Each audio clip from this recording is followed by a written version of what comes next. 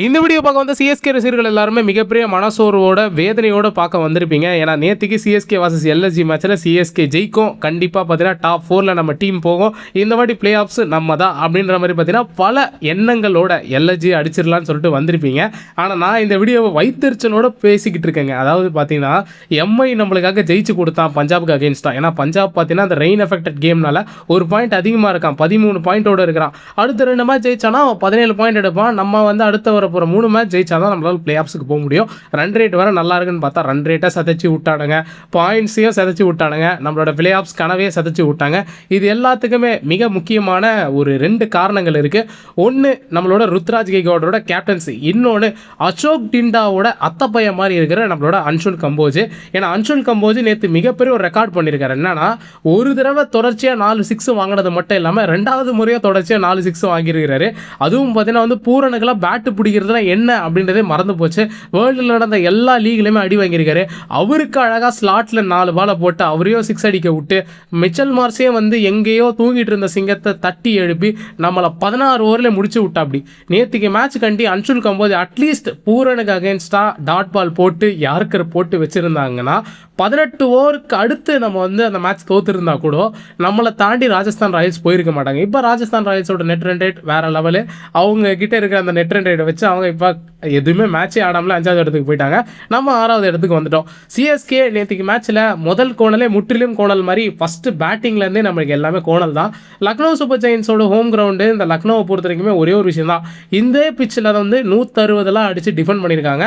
180 அடித்தா ஒரு நல்ல ஸ்கோர் தான். நான் தப்பே சொல்ல மாட்டேன். என்னை பொறுத்த வரைக்குமே சிஎஸ்கேவோட முற்றிலும் கோணல் அந்த ஃபஸ்ட்டு பேட்டிங் ஆடும்போதே நீங்கள் கம்பேரிசன் வச்சு பாருங்கள். அவங்க என்னன்னா 80+ கிட்ட அடிச்சுட்டாங்க. நம்ம எந்த காலத்தில் T20 விளையாடிட்டு இருக்கோம், எவ்வளோ ஃபியர்லெஸ்ஸாக அடித்து ஆடணும். அங்கே பார்த்தீங்கன்னா ஆகாஷ் சிங் நம்மளோட டீம் நம்மளோட சிஎஸ்கேவோட பட்டறையிலேருந்து போன ஒரு பிளேயர் பார்த்தீங்கன்னா நம்மளுக்கு எதிராக செம்மையாக போலிங் போடுறான். அதுவும் பார்த்தீங்கன்னா வந்து அவன் செம்மையாக போலிங் போட்டான்றதை விட நம்ம பேட்ஸ்மேன்ஸ் அந்தளவுக்கு கீழ்த்தனமாக கேவலமாக ஆடுறாங்க. ஒரு பக்கம் சேட்டன் சஞ்சு சாம்சன் அவருக்கு பார்த்தீங்கன்னா வந்து ஒரு பெரிய ப்ராப்ளம் இருக்குது. ருத்ராஜ் கெய்க்வாட் இந்த சீசன் முழுக்கவே ப்ராப்ளம் இருக்குது. உருவில் பட்டேலுக்கு ஒரு மிகப்பெரிய ப்ராப்ளம் இருக்குது. என்னதான் ப்ரோ இந்த 3 பேருக்கு ப்ராப்ளம் கேட்டீங்கன்னா அந்த ப்ராப்ளத்தை பற்றி சொல்கிறேன். இந்த ருத்ராஜ் கெய்க்வாட் அதே சமயத்தில் பார்த்தீங்கன்னா சஞ்சு சாம்சனு அண்ட் உங்களுக்கு உருவில் பட்டேல் எடுத்து பார்த்தீங்கன்னா இவங்க ஃபுல்லர்லேருந்து ரொம்பவே நல்லா விளையாடுவாங்க. ருத்ராஜும் சஞ்சு சாம்சனும் நல்லா டிரைவ் ஆடுவாங்க. ஷார்ட் பால்ஸையும் ரொம்பவே நல்லா ஆடுவாங்க. ஆனால் குட் லென்த் பாலுக்கு கண்டிப்பாக சொதப்புறாங்க. ரிப்கேஜ் கிட்ட பாலை போட்டால் அடிக்க தெரியல. அதாவது ருத்ராஜ் கெய்க்வாட் அவுட் ஆன ஷாட் பார்த்தீங்கன்னா நான் சத்தியமாக ஒத்துக்கவே மாட்டேன். ஏன்னா அதுக்கு முன்னாடி ஒரு அருமையான ஒரு இன்சைட் அவுட் ஷாட் கிட்ட வந்து ஆடினாரா, அதுக்கப்புறமா அடுத்த பாலே அது வந்து ஒரு குட் லென்த் பால், அதை போயிட்டு அடிக்க போய் இந்த மாதிரி இன்ஃபீல்டில் அவுட் ஆகுறாரு. 2 சூப்பர்பான பேட்ஸ்மேன் என்றைக்குமே ஓப்பனிங் வரக்கூடாது. இதுதான் என்னோட கருத்து. ஆரம்பத்துலேருந்தே நான் சொல்லிக்கிட்டு இருந்தேன் சஞ்சு சாம்சனும் ருத்ராஜ் கெய்க்வாடோ ஓப்பனிங் வரக்கூடாது. ஆயுஷ் மாத்திரை அவ்வளோ நல்லா விளையாடிட்டு இருக்கும் போதே நான் சொன்னேன் அந்த பையன் பவர் பிளேவை நல்லா மேக்ஸிமைஸ் பண்ணுவான், குட் லென்த்தை ரொம்பவே அருமையாக ஆடுவான், ஷார்ட் பாலும் அருமையாக ஆடுவான். எனக்கு தெரிஞ்ச வரைக்கும் ஆயுஷ் மாத்திரையும் சஞ்சு சாம்சனை தான் ஓப்பன் பண்ணணும்னு சொல்லிட்டு நான் அப்பத்துலேருந்தே சொல்லிக்கிட்டு இருந்தேன். அதை பின்பற்றல. ஆயுஷ் மாத்திரைக்கு இன்ஜுரி ஆகி போயிடுச்சு. இப்போ அடுத்தும் பார்த்தீங்கன்னா நீங்கள் என்ன பண்ணிடணும், உருவில் பட்டேல் பவர் பிளேயில் மட்டும் தான் நல்லா ஆடுறாருன்னா அவரை பவர் பிளேயில் தான் நீங்கள் ஆட விடணும். உருவில் பட்டேல் இன்னைக்கு அவுட் ஆனது எங்கே, outside the power play. அவர் ரொம்ப லேட்டாக வந்தார். நீங்கள் ஒன்று ஆரம்பத்திலே சான்ஸ் எடுத்து ஒரு 3-4 ஓவர்லேயே அவுட் ஆகிருந்தால் பரவாயில்ல. அவுட் ஆனது 5வது ஓவர் கிட்ட வந்து அவுட் ஆகிட்டு அதுக்கப்புறமா உருவில் பட்டேல் வந்து அவன் பவர் பிளேக்கு அடுத்து அவுட் ஆக தான் செய்வான். அவனோட வேலை என்னதுன்னா பவர் பிளேயில் ஃபீல்ட் பிளேஸ்மெண்ட் கம்மியாக இருக்கும்போது அந்த டைமில் சான்ஸ் எடுத்து அடிக்கிறது தான். இதே பவர் பிளேயில் வந்திருந்தாலும் ஒரு இம்பாக்ட்ஃபுல்லான ஒரு 24-25 ரன்ஸ் கிட்ட வந்து கண்டிப்பாக உருவில் பட்டேல் கிட்ட இருந்து கண்டிப்பாக பார்த்துருக்க முடியும். இங்கே நீங்கள் பார்த்தீங்கன்னா 36-3 ஒரு நிலைமையில் நம்மளோட ருத்ராஜ் கெய்க்வாட் அதே சமயத்தில் சஞ்சு சாம்சன் 2 டீமோட எக்ஸ்பீரியன்ஸ்டு பேட்டர்ஸ் 2 பேருமே அப்படியே விட்டு போயிட்டாங்கன்னா 150-160 அந்த தான் வந்து தேரும் நான் நினச்சேன். ஆனால் அதுக்கப்புறம் இந்த கார்த்திக் சர்மா பயங்கர இம்ப்ரெசிவாக இருந்திருக்காரு. ஆக்சுவலாக இன்றைக்கி நான் வந்து எதிர்பார்த்த பிளேயர்ஸ்லாம் ஒழுங்காக பண்ணலாம். அன்ஷுல் கம்போஜ் நல்லா பண்ணுவார், ருத்ராஜ் நல்லா கேப்டன்சி பண்ணுவார். அதே சமயத்தில் பார்த்தீங்கன்னா அகில் ஹுசேனை டீமில் கொண்டு போவாங்கலாம் நான் நினச்சேன். எதுவுமே நடக்கலை. ஆனால் நான் எதிர்பார்க்காத ஒன்று நடந்தது. கார்த்திக் சர்மாவை டீமில் வச்சுருந்தாங்க. கார்த்திக் சர்மா திடீர்னு பார்த்தீங்கன்னா 42 பாலில் 71 ரன் விளாசிருக்கார். பையன் பார்த்தீங்கன்னா சூப்பராக விளையாடினான். இன்னிங்ஸை நல்லா ஃபேஸ் பண்ணால் உண்மையாலே பார்த்தீங்கன்னா நிறைய டாட் பால்ஸ் ஆடுறானேன்னு எல்லாரும் திட்டிகிட்டு இருக்கும்போது திடீர்னு வந்து ஸ்பின்னர்ஸ் அட்டாக் பண்ணா, ஃபாஸ்ட் பாலர்ஸ் அட்டாக் பண்ணா. பிரின்ஸியா தான் அவங்க டீமோட பிரைமான ஃபாஸ்ட் பாலர். இந்த சீசனில் நல்லா போலிங் போட்டு ஹையஸ்ட் விக்கெட் டேக்கர் அந்த பட்டியலே இருக்கார். அவரை போட்டு பேத்து எடுத்துட்டான் இந்த பையன்.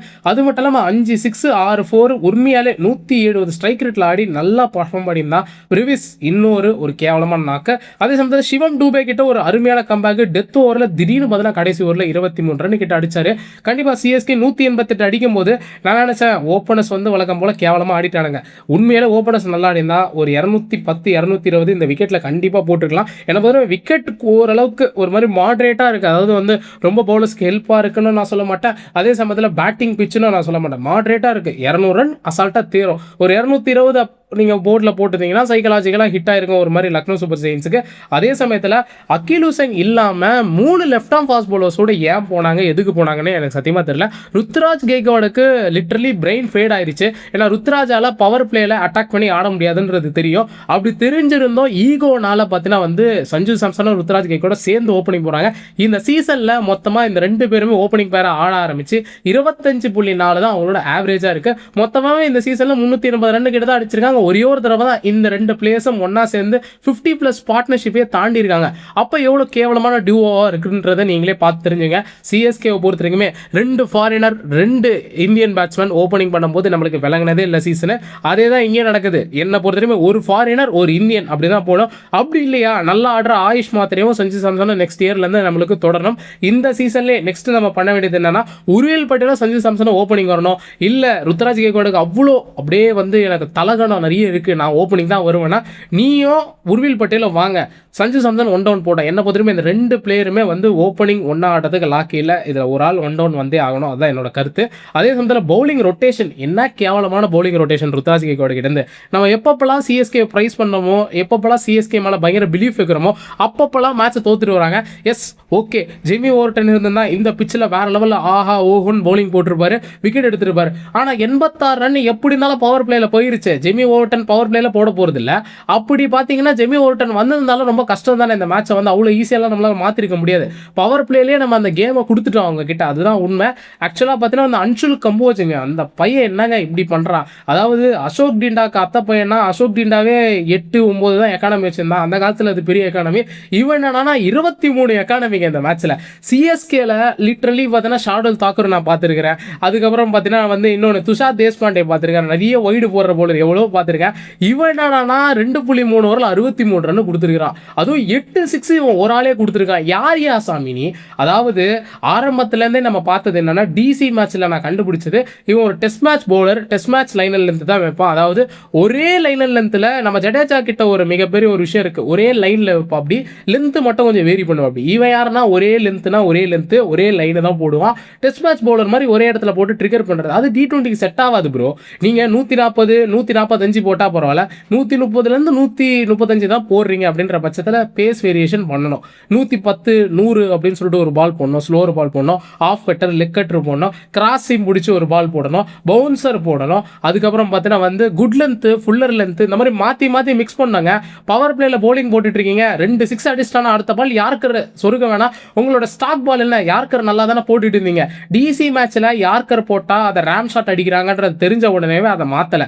4 பால் தொடர்ந்து பவுண்டரி வாங்கினாரு. அதே மாதிரி அன்ஷுல் கம்போஜ் பண்ண மிகப்பெரிய தப்பு என்னன்னா ஷார்ட் பால் வந்து மிச்சல் மார்ஸ்க்கு அகைன்ஸ்டாக போடுவீங்களா. அதாவது ஆஸ்திரேலியன் பேஸுக்கெல்லாம் இந்த மாதிரி பால் தான் வெயிட் பண்ணிட்டு இருப்பாங்க. அங்கே ஆஸ்திரேலியா ஃபுல்லாக ஷார்ட் பால் தான் அவங்க ஆடி பயங்கரமாக ப்ராக்டிஸ் பண்ணியிருப்பாங்க. நீங்கள் போடுறது 150 கூட பரவாயில்ல ஃபேஸு. அந்த சைடு பார்த்தீங்கன்னா ஸ்பென்சர் ஜான்சன் உண்மையிலே முதல் 2 ஓவர் நல்லா போட்டார். அவர் ரொம்ப ஈஸியாக 145 அந்த மாதிரி போடுறதுனால அவர் கொஞ்சம் ஸ்ட்ரகிள் ஆகிறாரு. 130 நீங்கள் அந்த மாதிரி பால் போட்டிங்கன்னா போடுப்பான். நல்ல இன்ஃபார்ம் பேட்ஸ்மேன் வேறு, அழகாக 4 6 அடித்தா அங்கேயே மேட்ச் ஓவர். அன்ஷுல் கம்போஜ் போட்ட அந்த ஓவரில் மேட்ச் ஓவர். அதே மாதிரி திருப்பியும் வந்து நிக்கோலஸ் போரன் கிட்ட அந்த 4 6 கொடுத்தவனுங்க. ஒரே ஒரு விஷயம், நெட் ரன் ரேட்டும் ஓவரு நம்மளை வந்து 6வது இடத்துக்கு தள்ளி விட்டுருச்சு. அன்ஷுல் கம்போஜ் இந்த மேட்சோட பொறுப்பை கண்டிப்பாக ஏற்றுக்கணும். அதே சமயத்தில் இது திருந்துங்க. ஒரே லைனில் லென்த்து ருத்ராஜ் போயிட்டு பேசினா கூட அதில் யார்கர் போடணுமோ இல்லை ஃபுல்லர் லென்த் போடணுமோ. ஆக்சுவலாக ஃபுல்லர் லென்த் போட்டிருந்தாலே மிச்சல் மார்ஸ் பார்த்தீங்கன்னா அந்த 4 6 விடாமல் ஒரு 2 6 நிறுத்திருக்கலாம். அதை பண்ணலை. லைனர் லென்த்து கண்டிப்பாக சேஞ்ச் பண்ணாமல் திருந்தாமலே போலிங் போட்டுட்ருக்காரு. ஏன்னா பொதுவாக அன்ஷுல் கம்போஜ் பார்த்தீங்கன்னா வந்து சிஎஸ்கேக்கு இதுவரையில் போலிங் போட்டு ஒரு ஸ்பெல்லிலே பார்த்தீங்கன்னா ஒஸ்ட் எவர் ஸ்பெல் இதுதான். என்னை பொறுத்த வரைக்கும் சிஎஸ்கே ரொம்ப கஷ்டப்படுறாங்க. ருத்ராஜ் கெய்க்வாட் மேலே மிகப்பெரிய தப்பு இருக்குது. அகில் ஹுசைன் இல்லாமல் ஏங்க போகிறீங்க? 3 லெஃப்ட் ஆர்ம் ஃபாஸ்ட் பவுலர் வச்சுட்டு நீங்கள் எப்படி போவீங்க? எனக்கு அதான் புரியல. நான் என்ன சொல்லியிருந்தேன், இந்த மேட்சோட பிளேயிங் 11 எடுக்கும்போது நீங்கள் 3 லெஃப்ட் ஆர்ம் ஃபாஸ்ட் பவுலர் கண்டிப்பாக எடுக்கக்கூடாது. நீங்கள் அப்படி போகிறதா இருந்தால் ஸ்பென்சர் ஜான்சன் எடுத்துகிட்டு போகிறதா இருந்தால் முகேஷ் சௌத்ரி ஆடக்கூடாது. நீங்கள் அதுக்கு பதிலாக பார்த்தீங்கன்னா ரைட் ஆர்ம் ஃபாஸ்ட் பவுலர் நம்மளோட ஆகாஷ் மதுவால் இருக்காரு, ஆகாஷ் மதுவால் எடுத்துட்டு போங்க. அப்படி இல்லையா முகேஷ் சௌத்ரி நான் வந்து இவங்கலாம் எடுத்துட்டு போறேன்னா வந்து அகீல் ஹுசைன் ஒழுங்கா ஆடி இருக்கலாம். அகீல் ஹுசைன் இந்த பிட்ச்ல மிச்சல் மார்ஸ்க்கு பயங்கரமான ஒரு ட்ரபிள் கொடுத்திருப்பாரு. ஏன்னா மிச்சல் மார்ஸ் தான் இந்த மேட்சோட அந்த ஒரு திருப்பு முனை. நீங்க பாத்தீங்கன்னா உங்களுக்கு இந்த இடத்துல ஒரு ஸ்டாட்ஸ் வச்சிருக்கேன் பாருங்க. மிச்சல் மார்ஸ் 39 பால்ல 90 ரன் கிட்ட அடிச்சிருக்காரு. ஆனா இதே பிட்ச்ல ஜாஷ் இங்கிலீஷ் பாத்தீங்கன்னா 32 பால் 35 தான் அடிச்சிருக்காரு. போன வாட்டி சேப்பாக்ல அதிரடி ஆட்டமான ஜாஷ் இங்கிலீஷ் செகண்ட் பிடில் ஆடி இருக்காருன்றது நீங்க நினைக்கிறீங்களா? ஆக்சுவலா அவரும் அடிக்க பார்த்தாரு, நிறைய பால் போல. ஆக்சுவலா பிட்ச் பார்த்தீங்கன்னா வந்து லைட்டா ஒரு ட்ரிக்கி மாதிரி தான் ஒரு மாதிரி இருக்கு. ஆனா அதே சமயத்தில் நீங்க நல்ல லென்த் வச்சாதான் இந்த இடத்துல உங்களுக்கு விக்கெட்ஸ்ன்றது கிடைக்கும். வேற ஓவர்டன் கொஞ்சம் பெட்டரா போலிங் போட்டிருப்பார் மிடில் ஓவர்ஸ்ல. பட் பவர் பிளேல நீங்க மேட்சை கோட்ட விட்டீங்களே. ருத்ராஜ் கெய்க்வாட் மேல இங்க பெரிய ப்ராப்ளம் நான் வந்து வைக்கிறது என்னன்னா, ஒரு ஓவர் ஓவரில் 16 ரன் கொடுத்துறாரு முகேஷ் சௌத்ரி. ஆனால் அதே முகேஷ் சௌத்ரி லாஸ்ட் பால் அந்த ஓவரில் போடும்போது நம்மளோட ஜாஷ் இங்கிலீஷை வந்து லைட்டாக ட்ரபிள் பண்ணார் பாடி லைன் டெலிவரியில். அப்போ நீங்கள் என்ன பண்ணிருக்கணும், 3வது ஓவர் அதாவது 2வது ஓவர் பார்த்தீங்கன்னா ஸ்பென்சர் ஜான்சன் ரொம்பவே நல்லா போட்டுட்டாரு. 3வது ஓவர் நீங்கள் என்ன பண்ணியிருக்கணும், திருப்பி முகேஷை கண்டினியூ பண்ணிடணும். சரி ஓகே, 2 லெஃப்ட் ஆம் பாஸ் போல ஒரே டைமில் போட்டால் கண்டிப்பாக அடிக்க ஆரம்பிப்பாங்கன்னு நீங்கள் அன்சுல் கம்போஜ்க்கு எடுத்தது ஓகே. அதுக்கு அடுத்த ஓவர் திருப்பி வந்து ஸ்பென்சர் ஜான்சன் போட்டாரா, திருப்பி 5th ஓவர் நீங்கள் யார் கிட்ட கொடுத்துருக்கணும், முகேஷ் சௌத்ரி கிட்ட தானே கொடுத்துருக்கணும். ஆனால் முகேஷ் சௌத்ரி முறைக்கு நீங்கள் கொண்டு வரல. ஆனால் விக்கெட் யார் எடுத்து கொடுத்தா, உங்களை யார் மார்ஷை வந்து அவுட் பண்ணி கொடுத்தா, முகேஷ் சௌத்ரி அதை ரன் அவுட்டில் எடுத்தார். அதே சமயத்தில் பார்த்தீங்கன்னா ஜாஷ் இங்கிலீஷை யார் அவுட் எடுத்தா, முகேஷ் சௌத்ரி. அவர் அவுட் எடுக்கலாம். இந்நேரத்துக்கு இந்த மேட்ச் வந்து 11-12 ஓவரில் முடிச்சிருக்கோம். என்ன கேட்டால் பார்த்தீங்கன்னா முகேஷ் சௌத்ரியை இவர் பிலீவ் பண்ணாமல் விட்டதுக்கு நீங்கள் எதுக்கு முகேஷ் சௌத்ரி ஆடுறீங்க, பிரசாந்த் வீரை எதுக்கு நீங்கள் இன்னைக்கு ஆடினீங்க, எனக்கு சத்தியமாக புரியல. இங்கே ஒரு ஃபாரினர் வந்து நம்மளுக்கு வேஸ்டேஜாக இருக்காங்க. அப்படி இல்லைனா வந்து நீங்கள் அட்லீஸ்ட் மேட் ஹென்ரியாச்சும் எடுத்துகிட்டு போயிருக்கலாம். பவர் பிளேயில் நல்லா ஸ்விங் பண்ணியிருப்பாரு. இன்னைக்கான பிச்சு பார்த்தீங்கன்னா ஃபாஸ்ட் பவுலர்ஸ்க்கு ஏற்ற ஒரு பிச்சாக இருந்தது. இல்லைப்பா எனக்கு அதெல்லாம் வேணாம் அப்படின்னா பிரசாந்த் வீர் எதுக்கு ஆட வச்சிங்க, பிரசாந்த் வீரோட ஹோம் கிரவுண்டு லக்னோன்னு தானே ஆட வச்சிங்க. அவர் ஒன்று டாப் ஆர்டரில் கொஞ்சம் மேலே அனுப்பி விட்டுருக்கலாம், அது பண்ணலை. சரி ஓகே, அவருக்கு 2 ஓவர் போலிங் கொடுத்து பார்க்கலாமே. ஏன் அன்சுல் கம்போஜே இவ்வளோ அடி வாங்கும் போது பிரசாந்த் வீர் போட்டு அடி வாங்க மாட்டாரா? அவருக்கு கொடுங்க, அவன் என்ன பண்ணுறான் ஏது பண்ணுறான்னு பார்ப்போம். இன்னைக்கு ஸ்பென்சர் ஜான்சன் மொத்தமாக 12 டாட் பால் போட்டிருக்காரு. உண்மையில அவரோட வேலையை பக்காவாக பண்ணிட்டாரு. ருத்ராஜ் கெய்க்வாட் கேப்டன்சியில் மிகப்பெரிய ஒரு எரர். அகீல் ஹுசைனுக்கு தொடர்ந்து பார்த்தீங்கன்னா வந்து ஓவர் வந்து நம்ம கொடுத்துருக்கலாம். அவர் வந்து ஃபஸ்ட்டு நம்மளை வந்து பவுலிங்கில் எடுத்துகிட்டு வந்திருந்தா அவரால் கண்டிப்பாக பவர் பிளேயில் 2 ஓவர் போட்டிருக்க முடியும். நம்மளுக்கு ஒரு 60 ரன் வந்திருந்தா கூட போதுமே. 60க்கு 1 இருந்தால் கூட இந்த மேட்ச் நம்ம பாக்கெட்டில் தான். என்ன பொறுத்தவரை பேட்டிங்கில் நம்ம எவ்வளோ தவறு பண்ணியிருந்தாலுமே 188 வரலாம் சிஎஸ்கே கொண்டு வந்திருக்காங்க. இது ஒரு டிஃபெண்டபிள் ஸ்கோர் அகேன்ஸ்ட் எல்எஸ்ஜி. இதே கிரௌண்டில் 150 டிஃபெண்ட் பண்ணியிருக்காங்க ஜிடின்ற போது அவங்களோட பவுலிங் ரொம்பவே நல்லா இருக்கு. ஆனால் இந்த மேட்ச் நம்மளுக்கு மஸ்ட் வின் கேம் இருக்கும் போது நம்மளோட பவுலிங் இந்த இடத்துல ஃபயர் ஆயிருக்கணும். அன்சுல் கம்போஜ் நான் வந்து கண்டிப்பாக மன்னிக்கவே மாட்டேன். அசோக் டிண்டாவோட அத்தை பையன் சித்தி பையன் எதுவாக இருந்துட்டு போட்டோம். என்ன கேட்டால் பார்த்தீங்கன்னா அன்சுல் கம்போஜ் கண்டிப்பாக ஒரு சிவியரான ஒரு ரைடு விடணும். இன்னைக்கு அன்சுல் கம்போஜ் ஏர் நேரணும். என்னங்க போலிங் கோச், என்ன பிளான் என்ன எடுக்கிறீங்க? அதாவது அந்த டீமில் பார்த்தீங்கன்னா வந்து நார்மலாக just shot of good length போட்டால் நம்ம பேட்ஸ்மேன் ஆட மாட்டாங்க. ஏன்னா நம்ம ஆளுங்க இந்தியன்ஸ், அவங்க எல்லாருமே ஷார்ட் பால் அசால்ட்டாக ஆடுவாங்க. என்ன பிளான் பண்ணீங்க ஏது பண்ணீங்க எனக்கு சத்தியமாக புரியல. அது மட்டும் இல்லாமல் பார்த்தீங்கன்னா வந்து நம்ம பெரிய தவறு பண்ணது என்னன்னா இந்த மேட்ச் தோத்தது தான். இந்த மேட்ச் தோத்ததுனால நம்ம இப்போ 6வது இடத்துக்கு போயிட்டோம். பஞ்சாப் கிங்ஸுக்கு இந்த சீசனில் மிகப்பெரிய ஒரு ஹெல்ப் என்னன்னா அந்த ரெயின் எஃபெக்டட் மேட்சோட பாயிண்ட் அவர்கிட்ட இருக்கு. இப்போ ஸ்ரேயஸ் ஐயர் அடுத்த 2 மேட்ச் அவங்க டீமை வச்சு ஜெயிச்சிட்டாங்கன்னு வைங்களேன். நம்ம அடுத்து வரப்போகிற 2 மேட்ச் ஜெயிச்சாலுமே அது வேஸ்ட் தான். ஏன்னா அவங்க ஒரு பாயிண்ட் அதிகமாக இருக்காங்க, 17 பாயிண்டோட அவங்க உள்ளே போயிடுவாங்க. அடுத்த 2 மேட்ச் ஜெயிக்கணும். நீங்கள் எல்எஸ்ஜி மாதிரி ஈஸியான டீம் கூட கோட்டை விட்டுட்டீங்கன்னா இந்த சீசன் முழுக்க எடுத்து பாருங்க, நம்ம டாப் டீம்ஸ் கூட நல்லா ஆடி இருக்க மாட்டோம், எல்லாம் பாட்டம் டீம்ஸ் கூட தான் நல்லா ஆடி இருப்போம். இப்போ அடுத்த மேட்ச் யார் கூட, எஸ்ஆர்எஸ் கூட. மைட்டி எஸ்ஆர்எஸ் செம்மையாக பேட்டிங் ஆடிட்டு இருக்காங்க, நல்லா போலிங் போட்டுட்டு இருக்காங்க.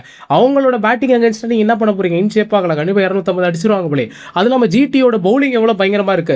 ஓப்பனர்ஸ் இவ்வளவு கேவலமா ஆடலன்னா அங்க சிராஜ் ரபடாப் சேர்ந்து இங்க வேற லெவல் ஐபிஎல் எலவேட் பண்ணிட்டு இருக்காங்க. ஜிடி கப் அடிக்கிற மாதிரி இருக்கு, அவங்களோட ஹோம் கிரவுண்ட் வேற.